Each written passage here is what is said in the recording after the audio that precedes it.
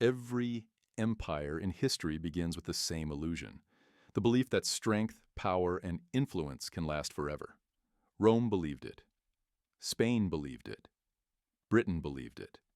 And today, the United States believes it too. But behind every rise to dominance, there's a hidden pattern quietly shaping the empire's fate. A pattern so consistent, so precise, that once it begins, it has never failed to reach the same ending. This pattern is not driven by conquest or invasion. Empires do not fall because someone stronger appears. They fall because they weaken themselves from within. Their currencies erode. Their debts explode. Their governments overspend.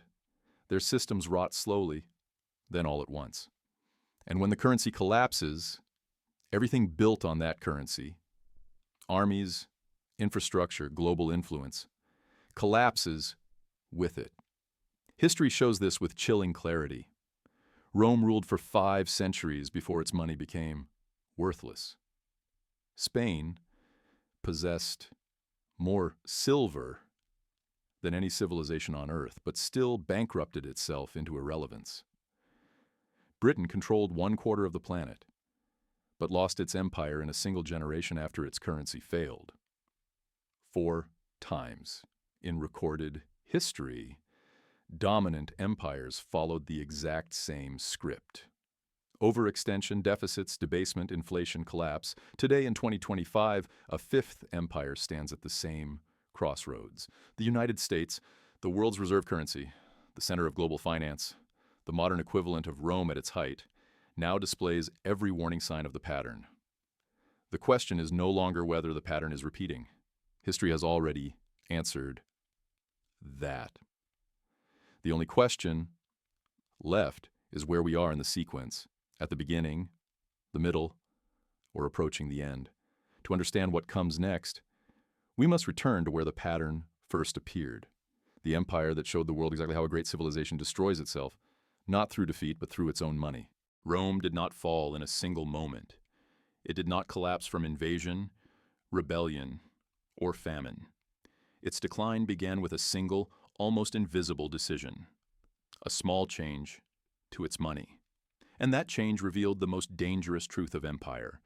Once a currency begins to die, the fall becomes inevitable. For centuries, the Roman denarius was the strongest currency in the world. Minted in 211 BC, it contained 4.5 grams of pure silver, real value you could hold in your hand. A Roman soldier trusted it. A merchant in Egypt accepted it. A trader in Britain recognized it instantly. The coin carried not just the face of the emperor, but the weight of Rome's credibility. And then came the slow unraveling. As Rome expanded across Europe, North Africa, and the Middle East, the cost of maintaining its power exploded. More legions, more roads, more fortresses, more administration. The empire was too large for its own finances. Instead of reducing spending, Rome chose the same shortcut every empire eventually chooses. It weakened its money.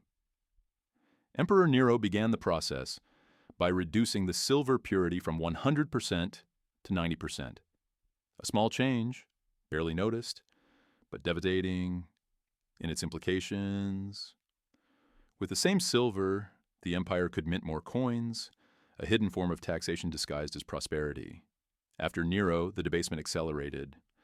By the time of Emperor Caracalla, the denarius had fallen to 50% silver.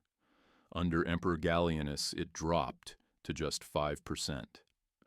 A coin that once held real value became a piece of worthless metal coated in the illusion of silver. As the money collapsed, trust collapsed with it. Prices surged. A loaf of bread that once cost 1 denarius eventually required dozens. Soldiers, once the backbone of Roman power, demanded payment in gold or goods. Farmers refused to accept coins. Tax collectors found nothing left to collect. The economy, the lifeblood of the empire, froze. And here is the most important part. Rome did this to itself. No foreign army forced the empire to destroy its currency. It was an internal choice driven by overspending, arrogance, and the belief that the rules of economics did not apply to them, but the rules apply to everyone. When the denarius died, Rome's military loyalty dissolved, its borders crumbled, and the empire that had dominated the world for 500 years fell into irreversible decline. Rome didn't collapse because enemies grew too strong. It collapsed because its money grew too weak. 12 centuries after Rome's fall, another empire rose to unimaginable wealth and repeated the same fatal mistake. Spain, in the 1500s, became the richest nation the world had ever seen, not because of industry, innovation, or productivity, but because of a mountain made of silver. In 1545, Spanish explorers discovered Cerro Rico in Potosí, in present-day Bolivia, the single largest silver deposit in human history. From this one mountain, Spain extracted nearly half of the world's silver for an entire century. Galleons crossed the Atlantic carrying millions of pounds of precious metal, and for a moment, it seemed Spain had unlocked eternal prosperity. The Spanish dollar became the world's first true global currency. Pure, abundant, accepted from Europe to Asia. The empire stretched across the Americas, Africa, and Asia. The sun never set on Spanish territory, and its wealth appeared limitless. But beneath that glittering surface, a deadly economic trap was already forming. More money does not make a nation richer if that money is not earned. As silver flooded Europe, prices soared. What once cost 1 coin soon cost 10. The problem wasn't corruption or invasion, it was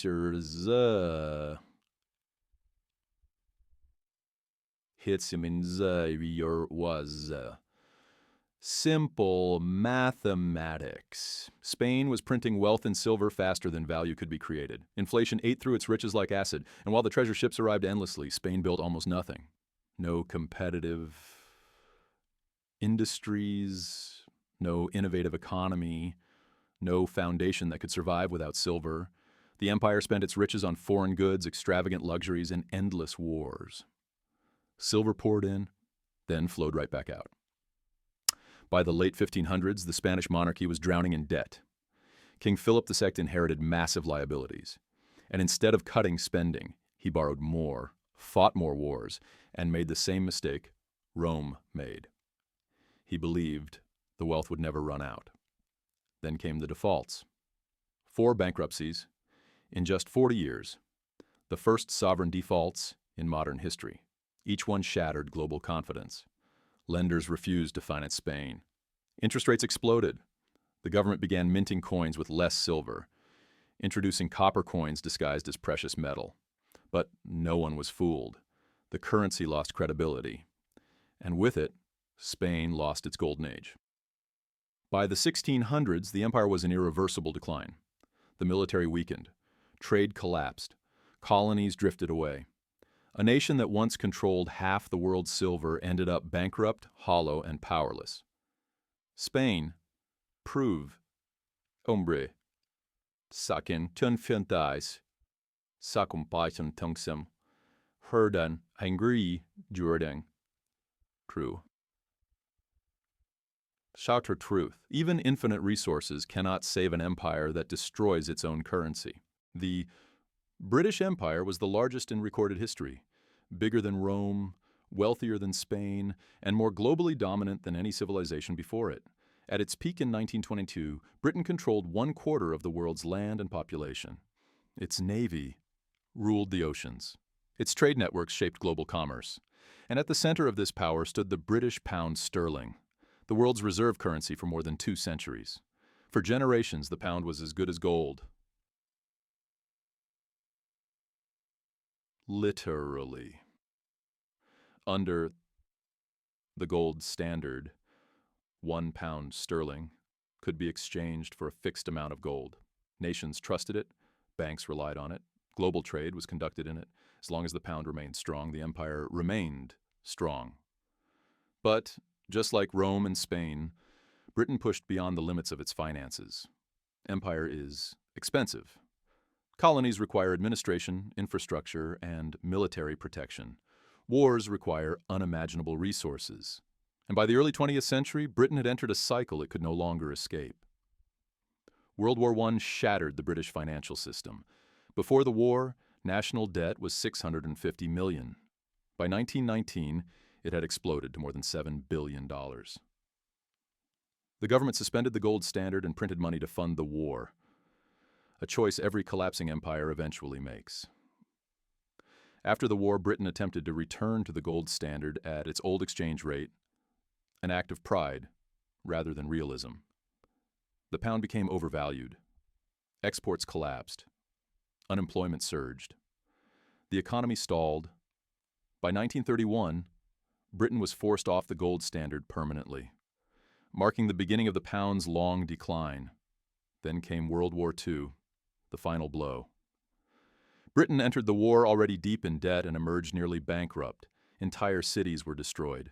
Industry was crippled, and by 1945, national debt reached 270% of GDP. The empire had spent everything it had and everything it didn't. At the Bretton Woods Conference in 1944, the world quietly acknowledged the inevitable. The British pound was no longer the financial anchor of global trade. The US dollar replaced it. Britain's era as the world's economic center ended overnight. The collapse accelerated from there. In 1947, when the government attempted to make the pound fully convertible, the experiment lasted only 6 weeks before a run on the currency forced them to retreat. In 1949, the pound was devalued by 30%. In 1967, it was devalued again. Each devaluation signaled the same thing. The world no longer trusted the currency that once dominated global finance. And as the pound fell, so did the empire. India gained independence in 1947. Suez collapsed in 1956, exposing Britain's inability to enforce its will. Territories across Africa, Asia, and the Caribbean broke away, not because they were conquered, but because Britain could no longer afford to hold them. By the 1970s, inflation reached 25%. Britain went begging for a bailout from the IMF. A humiliating end for the empire that once shaped civilization. The fall of the British Empire was not caused by military defeat. It was caused by debt, devaluation, and the slow death of the pound sterling. Once the currency failed, the empire followed. Today, the United States stands exactly where Rome, Spain, and Britain once stood, at the peak of global power, yet already showing the unmistakable signs of irreversible decline. The dollar is the world's reserve currency. The American military spans the globe, and U.S. financial markets dominate international trade. On the surface, the empire appears unshakable. But beneath that surface, the pattern is unfolding step by step, precisely as it has every time before. The U.S. dollar became the world's anchor in 1944, after the Bretton Woods Agreement. For decades, it was backed by gold at $35 per ounce. Other nations pegged their currencies to the dollar because the dollar itself was trustworthy.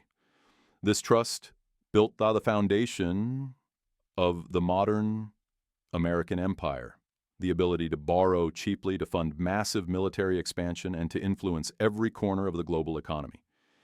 But trust is fragile, and like all empires before it, the United States began spending more than it earned. The Vietnam War, the Great Society programs, hundreds of overseas military bases, endless social obligations. By the 1960s, foreign governments realized the U.S. was printing more dollars than it had gold to back them. France demanded gold in exchange for dollars. Other nations followed. Gold reserves drained rapidly. The world was calling America's bluff. In 1971, President Richard Nixon made the same decision Nero made in Rome. He severed the currency from its precious metal backing. The dollar became a pure fiat currency, sustained only by belief and political power. And then the printing began. From 1980 to 2000, national debt grew from $900 billion to $5.6 trillion.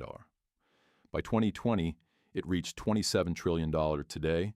In 2025, U.S. national debt exceeds $36 trillion, a 40-fold increase in less than half a century. The Federal Reserve has created trillions of dollars from nothing, especially during crises like 2008 and the pandemic, when over $4 trillion was printed in just 2 years. Inflation, the exact same force that ravaged Rome, Spain, and Britain, surged. Official numbers say 9% in 2022, but real inflation in essentials is far higher. The dollar is slowly being debased in plain sight, and the world has noticed. In 2000, 70% of global foreign reserves were held in dollars. Today, that share has fallen to roughly 58% and continues dropping. BRICS nations are accelerating de-dollarization. China and Russia are buying gold at record levels. Countries are trading in alternative currencies. Central banks everywhere are quietly stepping away from the dollar. The United States also faces the same fatal burden that destroyed Rome: military overextension. Nearly 800 U.S. military bases across more than 70 countries cost hundreds of billions every year. The wars in Iraq and Afghanistan alone cost over $8 trillion. The empire is expensive, too expensive for a nation funding itself with debt and printed money. The pattern is undeniable. Rome debased the denarius. Spain drowned in silver and debt. Britain lost the pound's reserve status. And now the U.S. dollar, the backbone of the modern world, is eroding under the same pressures. Every warning sign that predicted past imperial collapses is flashing red today. The only uncertainty is timing, but the direction is clear. The United States is not an exception. It is simply the next empire moving through the same stages. Across 2,000 years of history, empires have risen under different flags, cultures, and eras. Yet every one of them has fallen in exactly the same way. Not similar, not approximate, identical. A 7-stage sequence that begins quietly, disguises itself as prosperity, and ends with collapse that the ruling generation insists no one could have seen coming. But history saw it coming every time. Stage 1, dominance. An empire reaches the height of its power. Its currency is trusted globally. Its military is unmatched. Its economy is vibrant and respected. Rome had the denarius. Spain had the silver dollar. Britain had the pound. The United States has the dollar. At this stage, the empire appears invincible. Confidence is absolute. Stage 2, overextension. The empire expands beyond its means. More land, more bases, more obligations. Rome stretched across 3 continents. Spain tried to maintain control over a global oceanic empire. Britain administered a quarter of the world. The U.S. maintains nearly 800 military bases worldwide. Costs rise faster than revenue. The empire becomes addicted to expansion. Stage 3, deficit spending expenses exceed income. Instead of reducing commitments, the empire borrows. First cautiously, then recklessly. Debts become permanent. Rome financed legions it could no longer afford. Spain borrowed endlessly to fund wars. Britain issued bonds to survive 2 world wars. The U.S. now runs trillion-dollar deficits even in years of economic growth. The financial foundation begins to crack. Stage 4, currency debasement. When taxes and borrowing are no longer enough, the empire weakens its money. Rome diluted its silver coins. Spain flooded the world with silver, triggering inflation. Britain abandoned the gold standard and repeatedly devalued the pound. The U.S. printed trillions after cutting its gold link in 1971. This is the point where trust starts to erode, slowly at first. Stage 5, inflation. More currency chases the same amount of goods. Prices rise, savings lose value. Citizens feel squeezed, confused, angry. Rome saw prices increase 50-fold. Spain's inflation hollowed out its wealth. Britain's post-war inflation exceeded 25%. The U.S. has already entered this stage with modern inflation higher than reported. Inflation signals that the real economy no longer matches the illusion created by currency expansion. Stage 6, Loss of confidence. This is the breaking point. People and nations stopped believing in the currency. Roman soldiers refused payment in debased coins. Spanish creditors stopped lending after repeated defaults. The world shifted from the pound to the dollar after World War II. 2.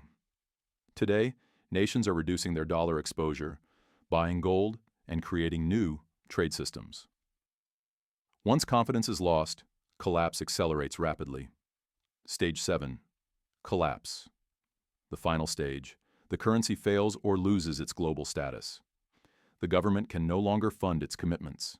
Military power fades. The empire contracts, fractures, or dissolves. Rome fell into chaos. Spain declined into irrelevance. Britain lost its empire in a single generation. The U.S. now stands at the edge of this stage, not yet fallen, but unmistakably approaching it. This 7-stage pattern is not philosophy, ideology, or speculation. It is mathematics. It is history. It is a law of empire, as consistent as gravity. And now, with the United States deep in stage 5 and sliding quickly into stage 6, the world is watching the next chapter of this ancient pattern unfold. If the pattern of empire collapse is a law of history, then the real question is not whether the United States will face the consequences, but how those consequences will unfold. History offers only 3 possible outcomes, each shaped by the same forces that destroyed Rome, Spain, and Britain. And today, as the U.S. crosses deeper into stage 6, the world is preparing, quietly, urgently, for one of these futures. Outcome 1, controlled decline. This is the path Britain followed after World War II. The empire collapses, but the nation survives. The currency loses dominance, but the economy stabilizes at a lower level. Living standards fall, military power shrinks, global influence evaporates. The country becomes a second-tier power, respected historically, but no longer relevant strategically. It is painful, humiliating, but orderly. Outcome 2, chaotic collapse. This was Rome's fate. When currency dies completely, the system breaks. Institutions fail. Military loyalty fractures. States or regions lose faith in the center. Economic activity freezes. People abandon the collapsing currency for barter gold or foreign alternatives. This is the nightmare scenario. Not just economic decline, but social and political disintegration. Empires that choose denial over reform often fall this way. Outcome 3, reset and restructure. A new financial system emerges. Not smoothly, but quickly. Rome never managed this. Spain never attempted it. Britain was too indebted to redesign the global system. But the modern world is different. When the dollar falls, every nation is affected. Central banks, global institutions, and major powers are already preparing alternatives. Gold-backed systems, digital reserve currencies, baskets of currencies, or even a multipolar financial structure. This scenario is painful but survivable. It allows the global system to reboot before collapse becomes catastrophic. The United States now faces these 3 paths: decline, collapse, or restructuring. But unlike past empires, its fall will not be isolated. Because the dollar is the world's reserve currency, its weakness affects every central bank, every corporation, every government, every household. The stakes are global, and the consequences will be felt far beyond America's borders. History has spoken clearly. 4 empires, 4 collapses, 4 identical patterns, and now a 5th stands at the threshold. The debt is unpayable, the currency is debasing, confidence is fading, the pattern is closing in. What remains is the timing and the courage to face reality before the final stage arrives. Because empires do not fall when they are pushed. They fall when they no longer have the strength to stand. If this story resonated with you, please share your sense of strength in the comments. And let's spread this quiet pride to the world.